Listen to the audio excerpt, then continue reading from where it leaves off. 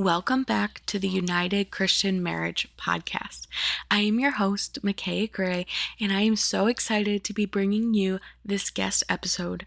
Her and I actually tried to record many times and it just kept not working. And we finally got this together and it was amazing. I mean, there's so much gold in this episode. We're talking about Christian women healing trauma, healing the nervous system, what trauma does in the body, how it affects us, what trauma is, like sometimes we have this distorted view of it, how trauma affects different people differently. We touched on how to start healing your nervous system, like some simple steps you can take. So much gold here. Can't wait to dive in. Before we do though, I need to introduce our guest. Her name is Melanie Chavez, and she is the host of the Christian Women Healing Trauma podcast and a certified trauma coach. She helps women regulate their nervous system and heal their trauma and surrender to God through the whole process for deeper healing. She has a group coaching program, a free group community, and lots of other resources for you guys below. So without further ado, let's jump into the interview. Hi, Melanie. Welcome to the podcast. To get us started, I'll just have you introduce yourself and tell us a little bit about you and what you do. Hi, thank you so much for having me. I'm excited to be here. So, my name is Melanie Chavez, and I'm a wife. I'm a mom of four, and I have a podcast as well called Christian Women Healing Trauma. And I work primarily with women who are healing from trauma. We work on regulating their nervous systems, really getting to a place of safety, not only in their body, but their minds as well, and surrendering to God in the process of healing. So that is what I do. Yeah, in a nutshell. Okay, I love that. And can you tell me a little bit about how you do that? Like, for someone who's never heard of coaching, what does it mean to actually work on those things, to be coached through it? Like, how does that benefit someone? Yeah, absolutely. Great question. I get a lot of questions about this, because they're like, what's coaching? Is it like therapy? Is it different? So I like to explain it as therapy is more, looking kind of at the past, right? Healing from more past things, staying focused in the past and like building skills, right?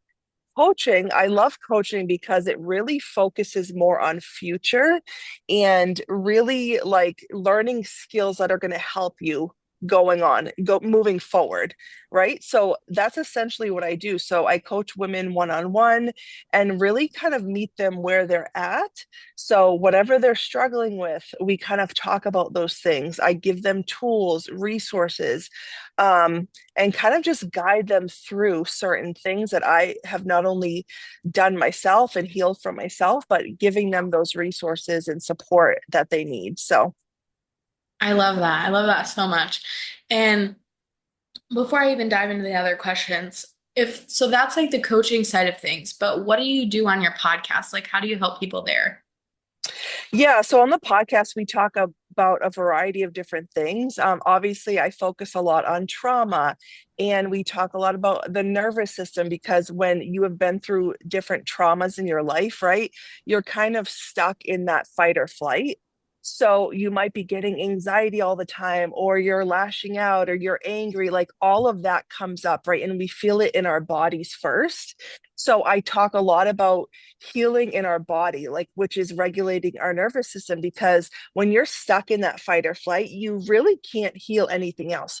You can't work on your mindset, you can't work on that because your body is stuck in that place of like, oh, I'm being attacked by a bear, like I have to run for my life, right? So we really start and talk a lot about regulating our nervous system as the starting point to healing, but we also talk a lot about different mental health issues and a little bit of parenting and just how to really surrender to the Lord and trust Him, right? Because when we have gone through trauma, and I found this for myself over my journey, is that I stopped trusting God like years and years ago, right? Because of that trauma, because of all that hurt.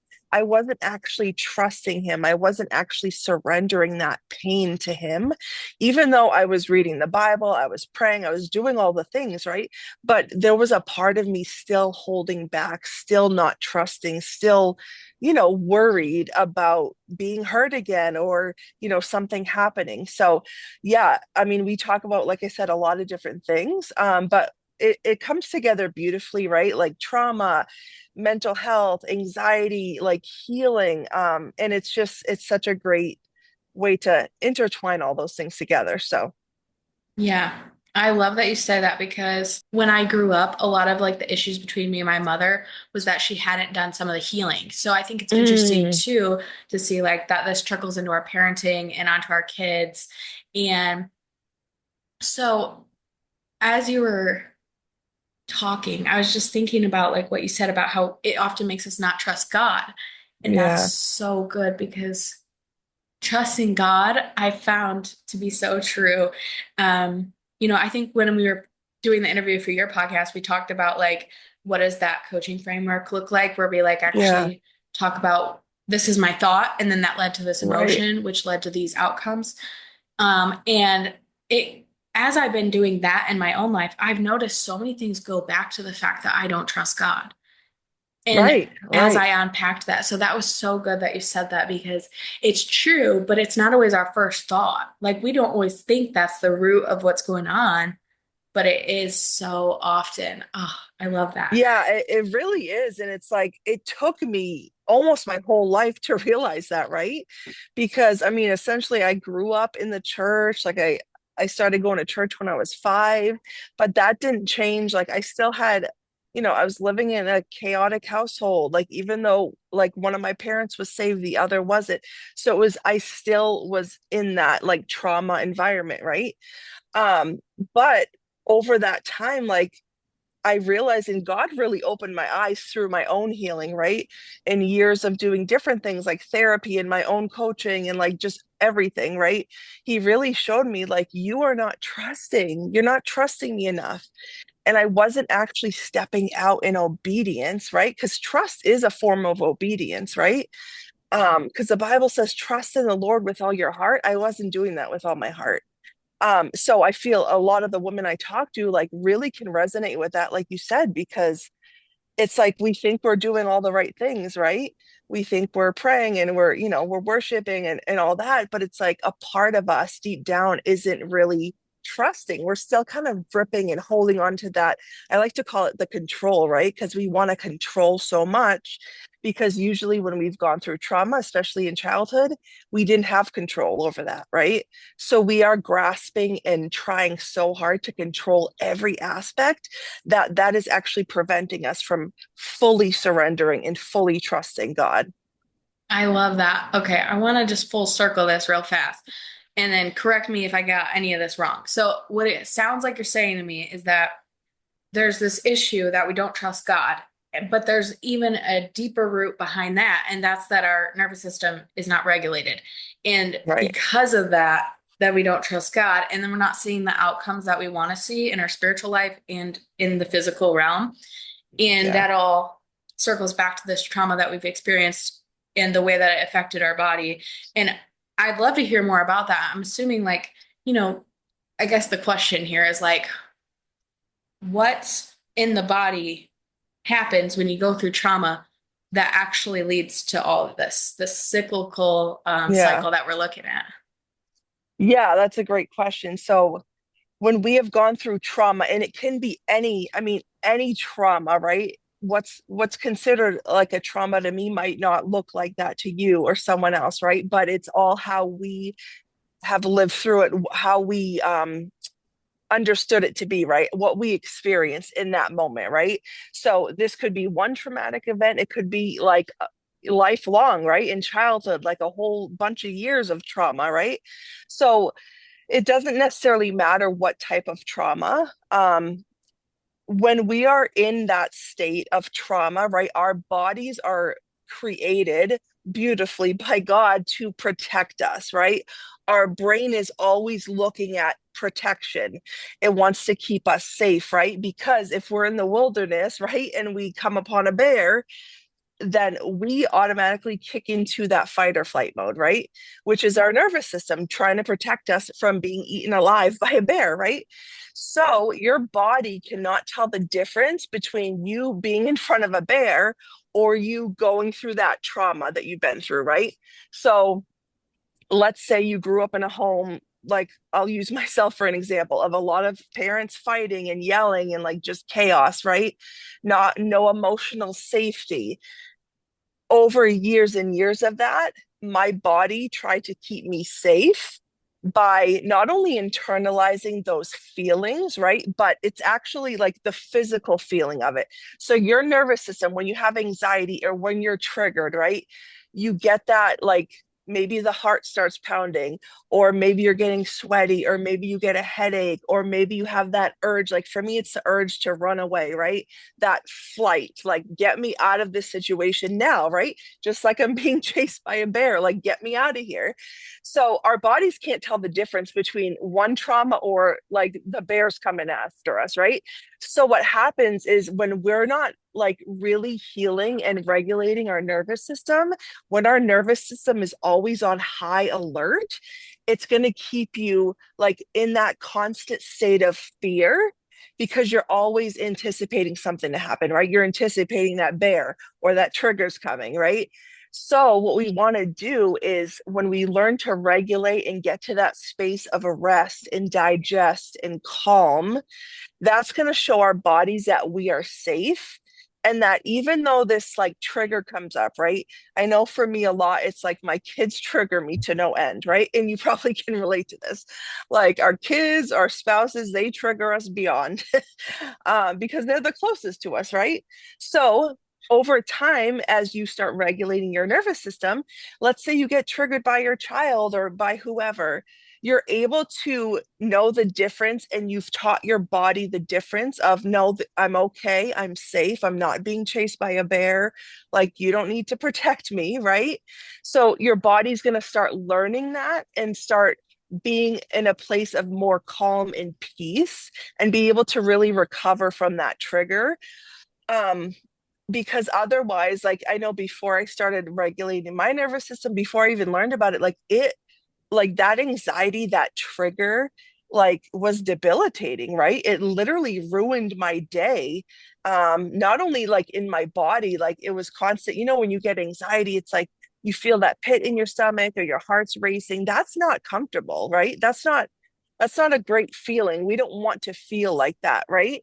And years and years of going through this, like I was thinking something's wrong with me, and like why am I feeling like this every single day, right? And then learning about the nervous system is just so fascinating, how God created our bodies. And once I was able to sort of get to that regulated place of safety, then I'm able to really deal with my triggers in a healthy way by, before it was yelling, trying to run away, lash out, crying, or whatever it is for you, right? But now I'm able to handle that so much better because my body is in that calm place and I know I'm safe, right? So then I can start working on those other things.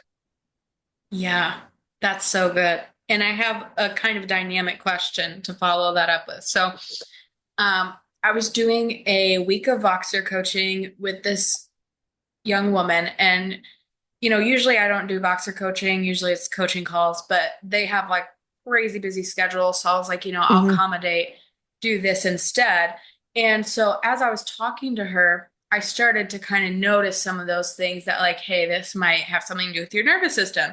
Hmm. Actually told her about your podcast and all of that. And I was telling her that that could be something really good to look into for her because she was like having panic attacks. But I want to kind of give Hmm. you the scenario so I can get your Yeah. input on this. So she works a very dangerous job, had a very traumatic childhood. And so it's kind of like she's constantly in fight or flight, right? Because she went through Mm. it in childhood. Right. Then her job is literally like not perceived danger, like actual danger, like her life is in danger on a regular Yeah. basis at her job. And she said when she's in those situations, she's completely fine, clear headed, right? And I'm Mm. assuming that has to do with the adrenaline and all that, our Yeah. survival instincts. But then when she gets home or, something small, random is happening and a fork gets dropped or something really small, then she has a panic attack. And Mm, she was telling me, it doesn't make sense to me or my husband because when I do all this dangerous stuff, I'm fine. But then when I get in a safe environment and the littlest thing happens, then I like have this complete full-blown panic attack. And she was sharing how icky that feels and how frustrating it is. yeah. And I was relating to that because as a teenager, I went through panic attacks and it would be the most random times they would just show Mm, up. And so my hypothesis for her was that, when you're working your job or you're in these survival instinct places, like your body knows what to do when it's in survival mode. It's keeping you alive, it's keeping you clear-headed. But right. then once you get into a safe environment where, you're at home or you're somewhere that you're more comfortable with, you kind of start to come out of that. Maybe your adrenaline lowers a little bit, and then you can start to panic a little more, whereas you might not have been able to in survival mode. So I want to hear your thoughts on that. If you feel like what I said was true, if there was anything you would have added to that, and what your take on panic attacks are. Yeah, that's so good. And I totally agree with what you said. So, as you were talking, I'm thinking, well, yes, of course that makes sense because her home is like her safety, right? That is where we're most comfortable, right? And I kind of think about my own kids, right?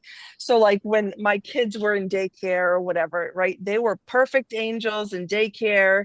They were great, like no problems. And then the minute they get home, they're like hitting each other, they're yelling, they're like, angry. And I used to question, like, what is going on here? But like, it's because I am their safety net, right? Home is their safety net where they can let their guard down, right? They can feel what they're feeling because they know, like, they're not going to be judged. They're going to be loved no matter what, right?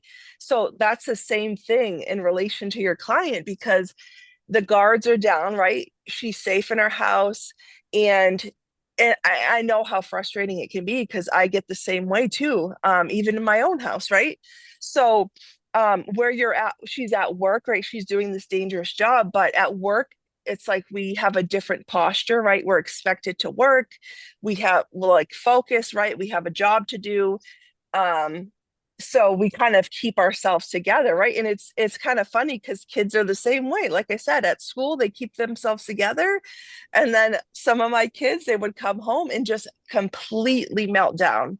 Or even before we got home, when they see me and I'm picking them up, they're having a meltdown, right? It's because it's like that's your safety, right? I was their safety, their safe place.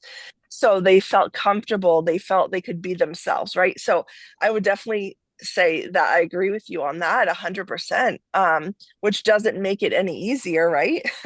Because you Right. want to feel good in your home and you want to feel like not triggered and not panicky all the time. Um, and there are ways, like obviously, different things we can do to regulate our nervous system, even in our house. Um, Different things we can, and we'll probably chat about that in a little bit, but yeah, Oh but I yeah. totally agree with everything you said. It's right on.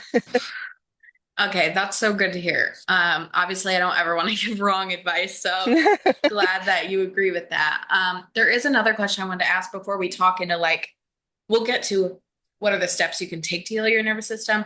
But first, I wanted to ask you this question that was kind of like brought up to me, and I wasn't 100% sure how to handle it, but did the best I could in the situation. Yeah. But like, how do you handle nervous system work when there's also something physically going on in the body? So maybe like a chronic illness to Mm, where like it's not just your past trauma making your body be in this danger mode, but there's actually like physically something going off that's putting your body into this like alert state of saying like, hey, we're being attacked.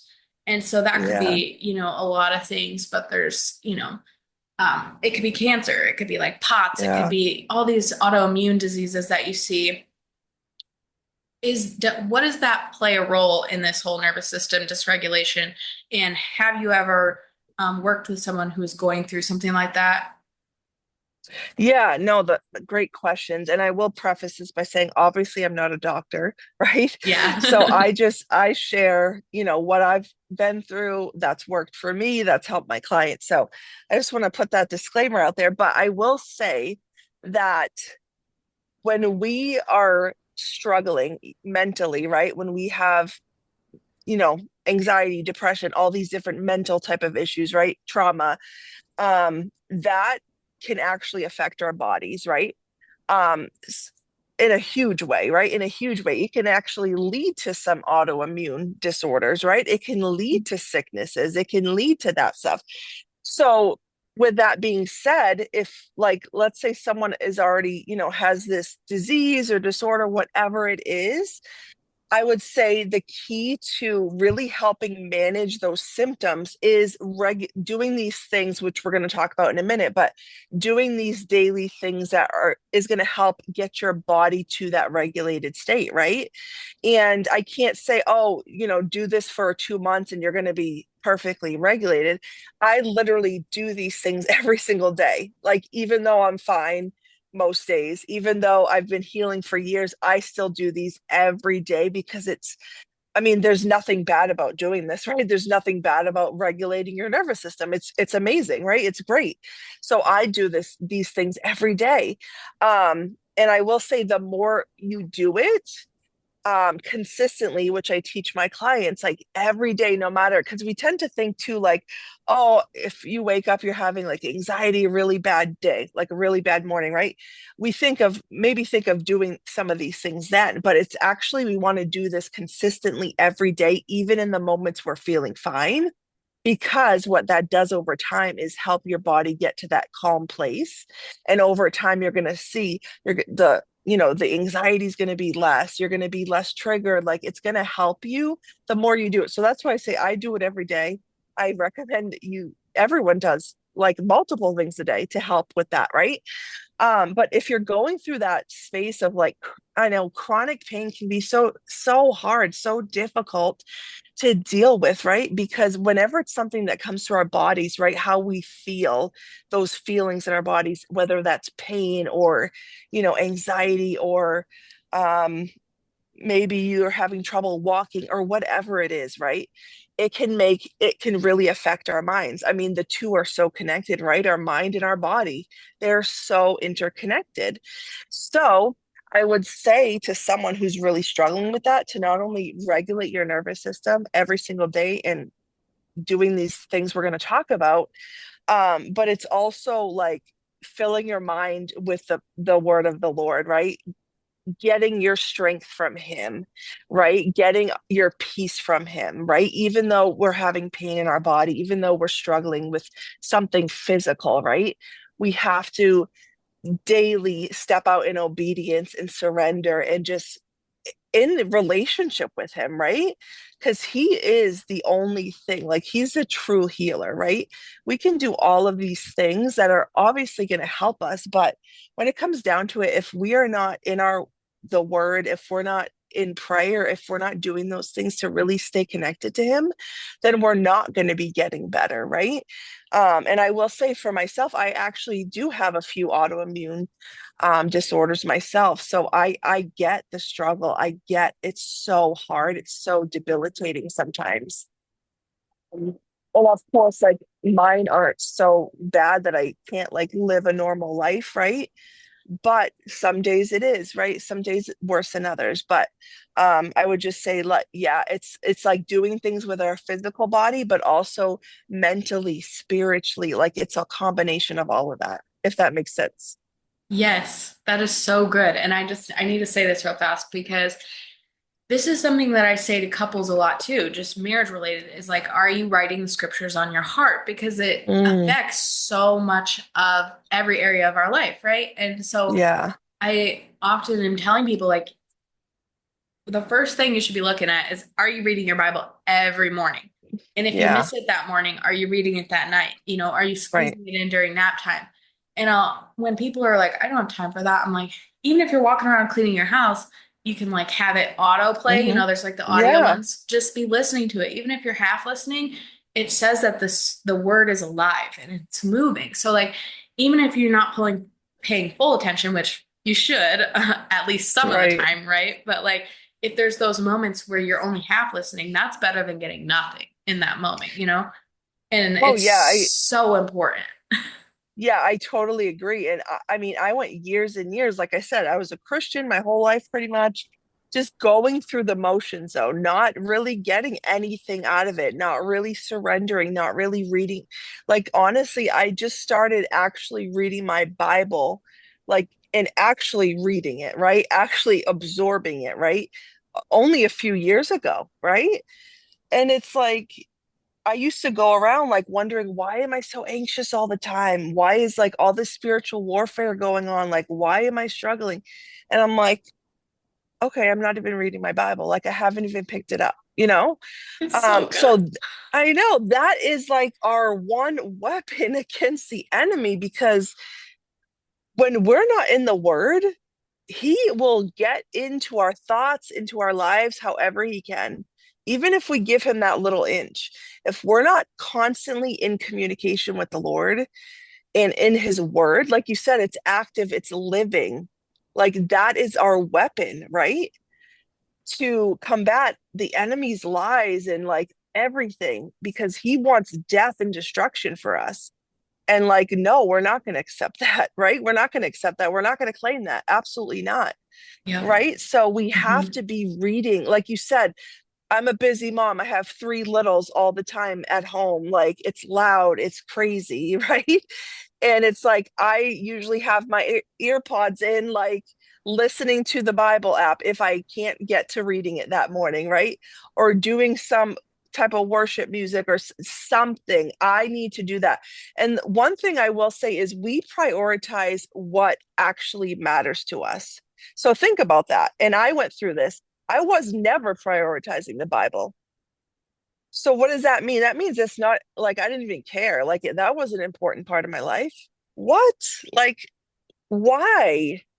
We prioritize what matters, right? If we say we don't have time for this, but you have time to like watch a show or you have time to like go meet with a friend or whatever it is, like God needs to be front and center first, right? Um, and once we do that, like everything's going to change, right? Everything's going to change. We're going to feel more peace, more joy. We're going to have less attacks from the enemy, right? It's not going to be perfect, this perfect life, of course not, but it's just going to bring so much more peace. Yes. Yes. And something that the Lord has been saying to me, like very repetitively lately, is test the fruit, test the fruit, Mm, test the fruit. yeah. And so when we look at the fruit of our lives and what it's bearing, that's when, if it's not bearing good fruit, we Yeah. need to reassess. And so And that's it's so so important. convicting. I went Yeah. through a I went through a lot of that. I was like, wow, I don't have like any fruit. All my fruit is rotten right now. This is bad. Like Yeah. you know what I mean? But and it's not a shameful thing, right? Because God does not give us shame. Shame is not of God, but the conviction, right? That conviction we feel, and we know what that is, right? But just thinking, like, wow, like I've been living in misery. I'm angry all the time. Like, no wonder why nobody wants to be around me. Like, you know what I Yeah. mean? So, yeah, you're absolutely right. Like, I had no fruit, right? But we have to be constantly seeking that.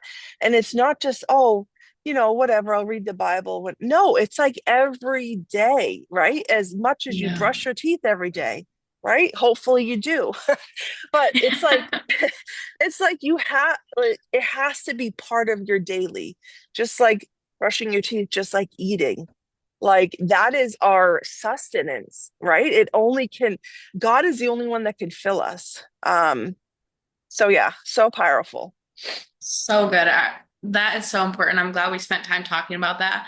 But Hmm. for everyone who's been waiting, I want to spend the next like 5 or so minutes just really letting you talk about what does it look like to heal the nervous system? How do you start? What are those daily things that you can incorporate and just kind of give us some insight into that? Yeah, absolutely. It's one of my favorite things to talk about because it's helped me so much.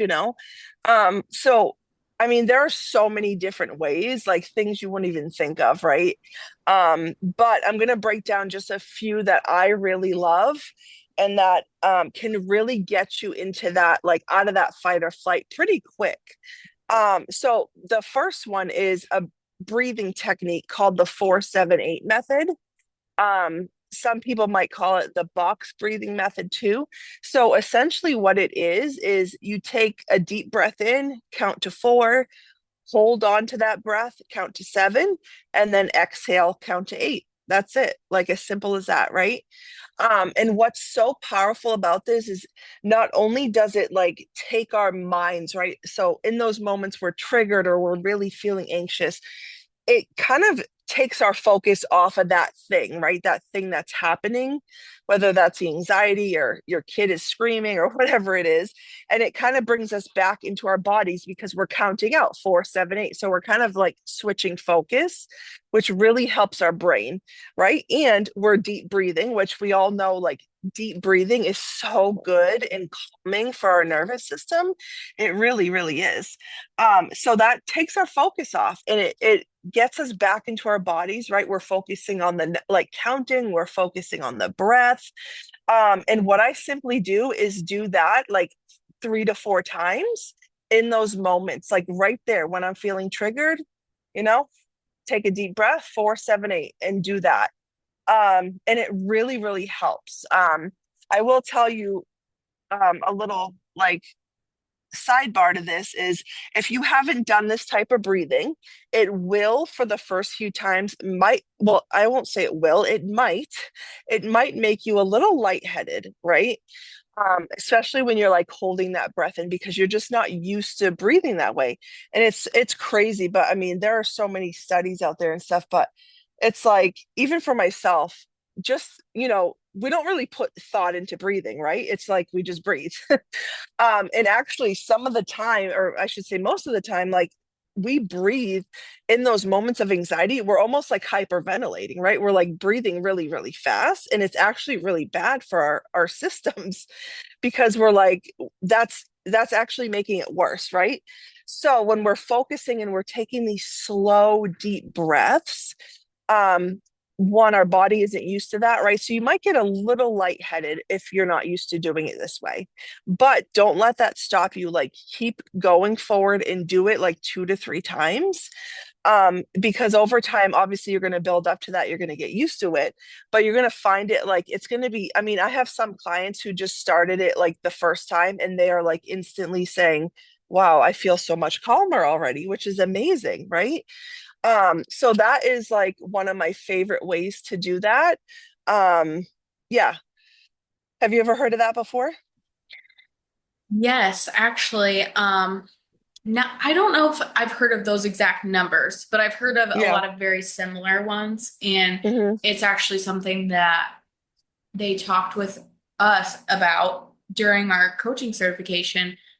Um, and the other thing to go with that was like rolling your shoulders back because for me Mm, personally, I realized when I was having my ickiest feelings, I was hunched like this. yeah. For those of you who can't see the video, I'm like rolling my shoulders forward and I would like hunch, and that's when my anxiety would pick up, or like the Hmm. icky tension in my chest would happen.